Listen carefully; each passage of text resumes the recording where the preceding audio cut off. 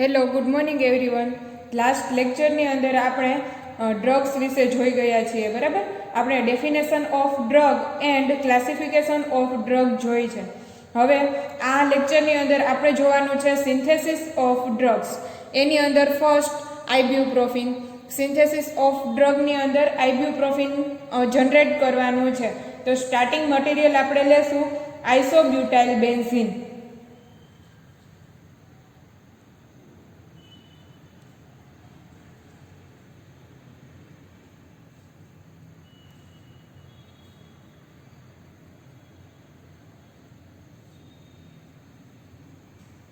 CH2 CH CH3 CH3, બરાબર. આ જે ફંક્શનલ ગ્રુપ છે તેને કહેશું આઇસોબ્યુટાઇલ અને આ બેન્ઝીન રિંગ છે એટલે આપણે લખશું આઇસોબ્યુટાઇલ બેન્ઝીન. આઇસોબ્યુટાઇલ બેન્ઝીન. આઇસોબ્યુટાઇલ બેન્ઝીનનું કરશું આપણે એસિટાઇલેશન.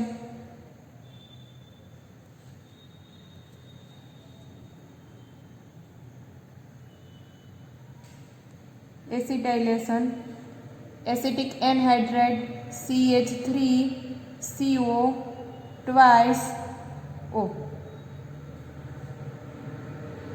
Acetic anhydride. અહીંથી આઇસોબ્યુટાઇલ બેન્ઝીન છે, બરાબર. CH2 ફંક્શનલ ગ્રુપ છે, ઓર્થોપેરા ડાયરેક્ટર છે એટલે પેરા પોઝિશન ઉપર ફંક્શનલ ગ્રુપ એડ થશે.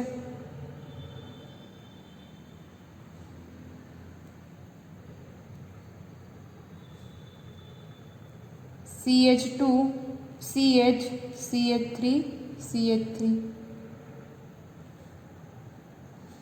એસિટાઇલેશન કરશું CO CH3 એડ થશે. C double bond O CH3, બરાબર. અહીંથી COCH3 ફંક્શનલ ગ્રુપ એડ થશે. CH3COOH રિમૂવ થશે. Acetic acid CH3COOH. અહીંથી એક હાઇડ્રોજન, અહીંથી CH3COOH. CH3COOH રિમૂવ થશે. CH3CO એડ થશે. રિએક્શન કરાવશું હાઇડ્રોજન સાયનાઇડ સાથે. Addition reaction. Addition reaction hydrogen cyanide HCN, બરાબર. એડિશન રિએક્શન છે એટલે હાઇડ્રોજન સાયનાઇડ છે આખે આખો અહીંયા એડ થઈ જશે, બરાબર છે. કેવી રીતે રિએક્શન થશે તો કે અહીંથી આ જે CN માઇનસ આયન છે અહીંયા એટેક કરશે એટલે ડબલ બોન્ડ કન્વર્ટ થશે નેગેટિવ ચાર્જના. ઈ નેગેટિવ ચાર્જ ખેંચશે હાઇડ્રોજનને, બરાબર. એટલે બનશે CNOH CH3. Isobutyl functional group as it is.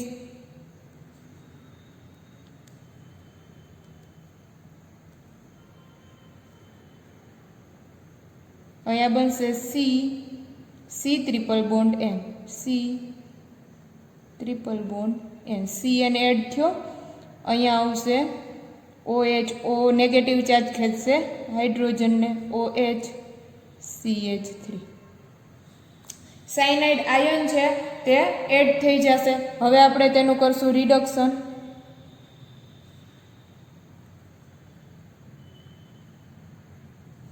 Reduction કરશું આપણે hydrogen iodide in presence of red phosphorus HIP, બરાબર. રિડક્શન કોને કહેવાય તો કે જો આપણે હાઇડ્રોજન મોલેક્યુલ એડ કરીએ તો આપણે કહી શકશું રિડક્શન, અથવા તો ઓક્સિજન રિમૂવ કરીએ તો પણ કહી શકીએ રિડક્શન. એટલે અહીંથી આ ઓક્સિજન છે તે રિમૂવ કરવાનો છે એટલે થઈ જશે રિડક્શન.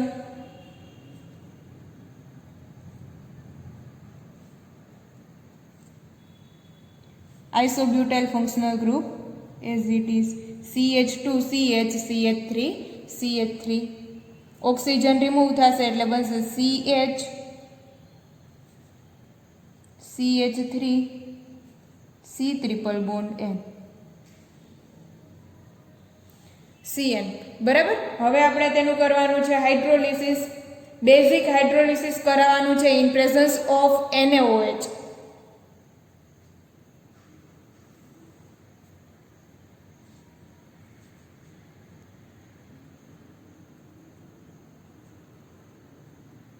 ઉપર લખી નાખીએ basic hydrolysis in presence of NaOH H2O water molecule add કરવાનો છે, બરાબર. 2 ટાઈમ્સ હાઇડ્રોલિસિસ કરવાનું છે. સપોઝ કે CN છે તે કન્વર્ટ થશે COOH એસિડની અંદર કન્વર્ટ થશે, બરાબર, અને એમોનિયા છે તે રિમૂવ થશે કેવું તો કે અહીંથી આ બોન્ડ છે તે બ્રેક થશે. એક બોન્ડ બ્રેક થયો એટલે આ કાર્બનની અને નાઇટ્રોજન બંનેની વેલેન્સી ઓપન થશે, બરાબર. એટલે અહીંયા નાઇટ્રોજન ઉપર ચાર્જ કેવો આવશે તો કે નેગેટિવ ચાર્જ કોને ખેંચશે? હાઇડ્રોજનને. પોઝિટિવ ચાર્જ કોને ખેંચશે? OH, બરાબર. એક બોન્ડ બ્રેક થયો એટલે અહીંયા OH, અહીંયા H આવ્યું એટલે બનશે COH and H. અહીંયા ડબલ બોન્ડ છે, ફરીથી બીજો બોન્ડ બ્રેક થશે એટલે અહીંયા આવશે હાઇડ્રોજન, અહીંયા આવશે OH આવ્યું. અહીંયા છે NH2, નાઇટ્રોજન પાસે લોન પેર ઓફ ઇલેક્ટ્રોન છે, એક હાઇડ્રોજનને પોતાની તરફ એબ્સ્ટ્રેક્ટ કરશે એટલે એ હાઇડ્રોજન છે લોન પેર ઓફ ઇલેક્ટ્રોન ઓક્સિજનને આપીને જશે, ઓક્સિજન કન્વર્ટ થશે ડબલ બોન્ડમાં. અહીંથી આ બોન્ડના lone pair of electron nitrogen છે તે લઈને રિમૂવ થશે એટલે અહીંથી રિમૂવ થશે NH3, બરાબર, અને ફોર્મેશન થશે COOH.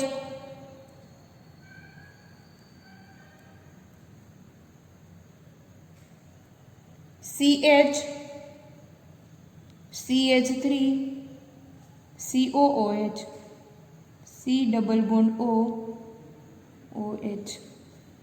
અહીંથી આ isobutyl functional group as it is. આ જે ફોર્મેશન થયું તેને કહેશું આઇબ્યુપ્રોફિન.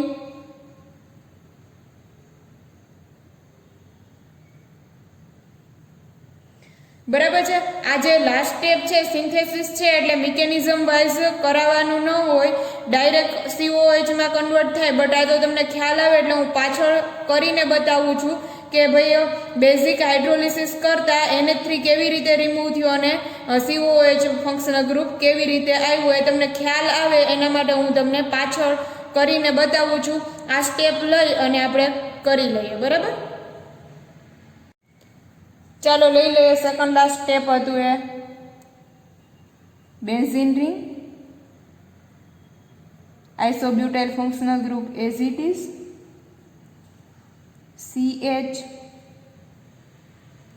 CH3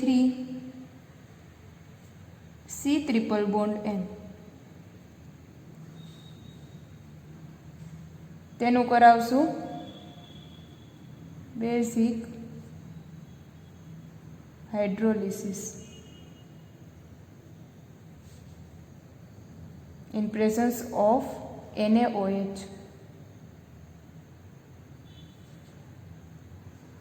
water molecule 2 moles of H2O add કરવાનું છે. ફર્સ્ટ બોન્ડ બ્રેક કરીએ, બોન્ડ બ્રેક થશે એટલે નેગેટિવ ચાર્જ લઈ જશે નાઇટ્રોજન, પોઝિટિવ ચાર્જ આવશે કાર્બન ઉપર, તે ખેંચશે OH ને, નેગેટિવ ચાર્જ ખેંચશે હાઇડ્રોજનને એટલે બનશે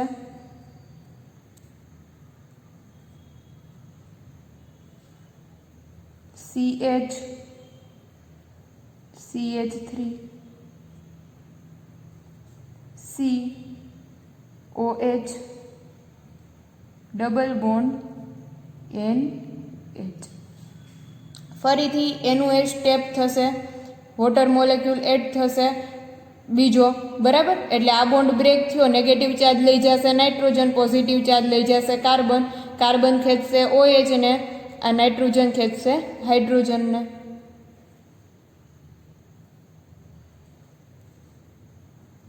આઇસોબ્યુટાઇલ functional group as it is.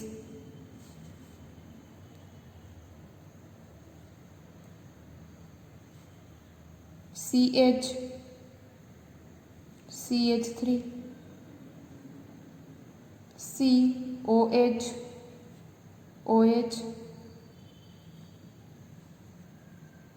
NH2 એક હાઇડ્રોજન એડ થયો, બરાબર. હવે થશે કેવું, આ લોન પેર ઓફ ઇલેક્ટ્રોન નાઇટ્રોજનના લોન પેર ઓફ ઇલેક્ટ્રોન હાઇડ્રોજનને એબ્સ્ટ્રેક્ટ કરશે એટલે ઓક્સિજન અને હાઇડ્રોજન વચ્ચેનો બોન્ડ બ્રેક થશે, તેના લોન પેર ઓફ ઇલેક્ટ્રોન લઈ જશે ઓક્સિજન એ એટલે ઓક્સિજન ઉપર ચાર્જ આવશે નેગેટિવ ચાર્જ, ઈ નેગેટિવ ચાર્જ ક્રિએટ કરશે ડબલ બોન્ડ, બરાબર. અને અહીંથી આ લોન પેર ઓફ ઇલેક્ટ્રોન લઈને છૂટો પડશે NH3 એમોનિયાના ફોર્મમાં, એટલે બનશે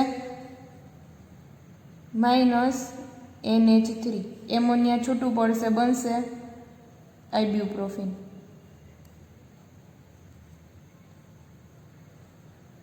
CH C double bond O OH CH3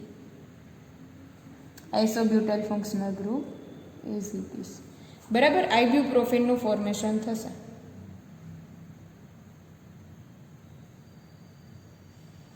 હવે આ મિકેનિઝમ હોય તો આટલા બધા સ્ટેપ લખવા પડે. મિકેનિઝમ નથી એટલે તમે ડાયરેક્ટ CN માંથી COH માં કન્વર્ટ કરી શકશો, બરાબર. ફરીથી એક વખત આ લોન પેર ઓફ ઇલેક્ટ્રોન હાઇડ્રોજનને પોતાની તરફ એબ્સ્ટ્રેક્ટ કરશે. એબ્સ્ટ્રેક્ટ કરશે એટલે નાઇટ્રોજન ઉપર ચાર્જ કેવો આવી જશે? પોઝિટિવ. આ અહીંયા નેગેટિવ ચાર્જ છે તે કન્વર્ટ થશે ડબલ બોન્ડમાં. અહીંથી આ લઈ અને છૂટો પડશે એટલે પોઝિટિવ અને નેગેટિવ ન્યુટ્રલ થઈ જશે. Loan pair of electron as it is, બરાબર. એમોનિયાના ફોર્મમાં રિમૂવ થશે અને આઇબ્યુપ્રોફિનનું ફોર્મેશન થશે, બરાબર. ચાલો જોઈ લઈએ હવે આપણે use of આઇબ્યુપ્રોફિન.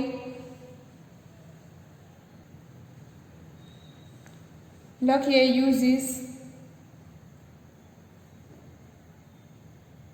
Use of આઇબ્યુપ્રોફિન.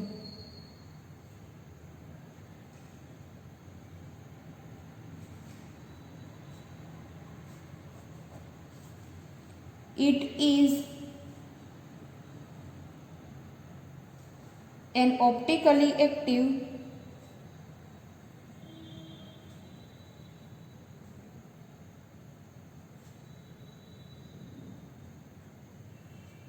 compound with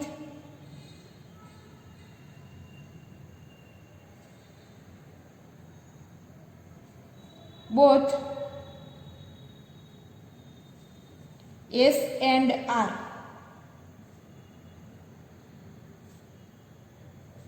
Isomers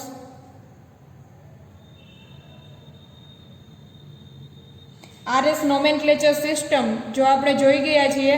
RS nomenclature સિસ્ટમની અંદર જો ક્લોકવાઇઝ રોટેશન થાય તો આપણે તેને R આપવાનું, જો એન્ટી ક્લોકવાઇઝ રોટેશન થશે તો S આપવાનું, બરાબર. એ સ્ટીરિયો કેમિસ્ટ્રીની અંદર આપણે જોઈ ગયા છીએ RS નોમેનક્લેચર સિસ્ટમ. એટલે અહીંયા લખેલું છે S and R isomers of which the S dextrorotatory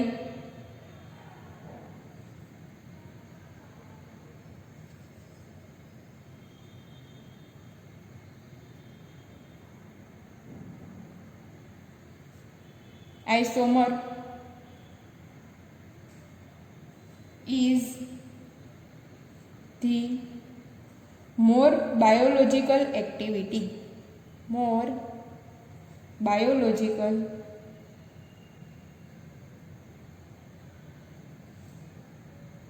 activity. This isomer has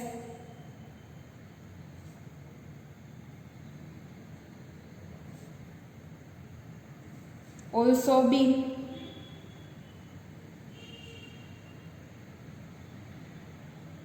isolated and used medically.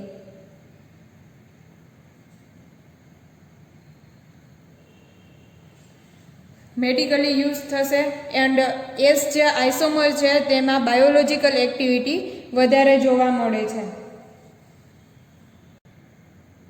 ચાલો સેકન્ડ યુઝ લઈ લઈએ. Ibuprofen is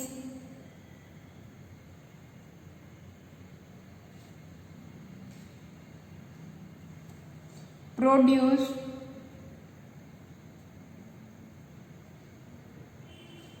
industrially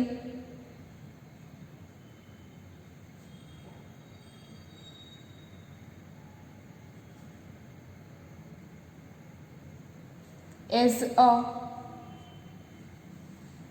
racemate.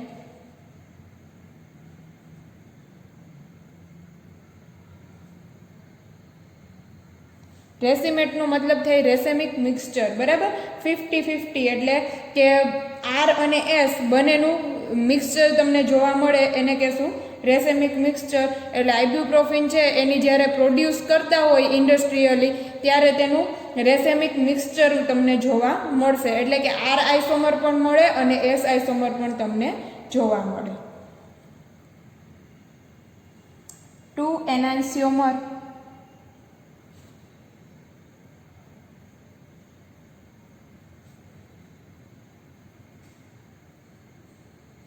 of ibuprofen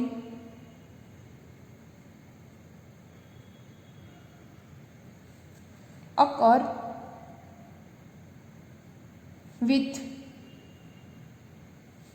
the potential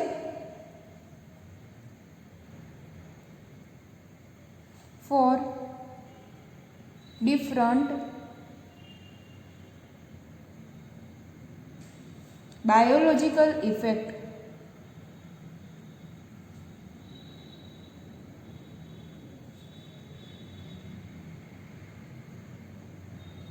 and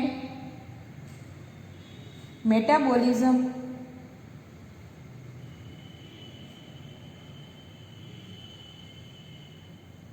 for each enantiomer.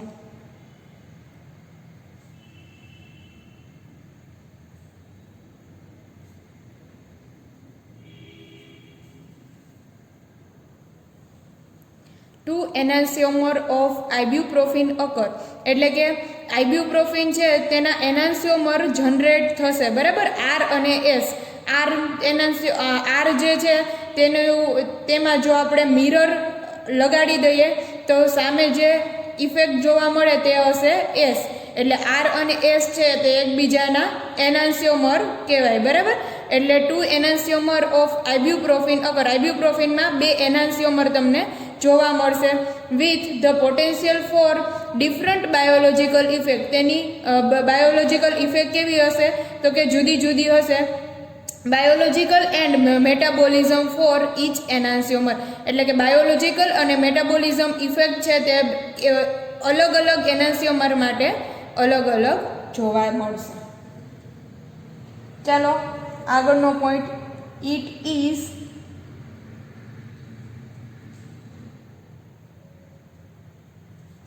highly used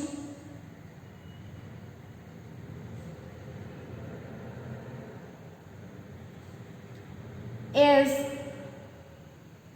analgesic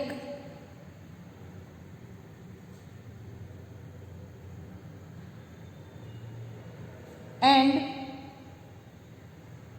anti-inflammatory.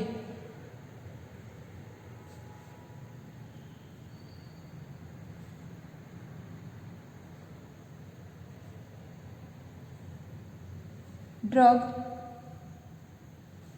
in almost all countries.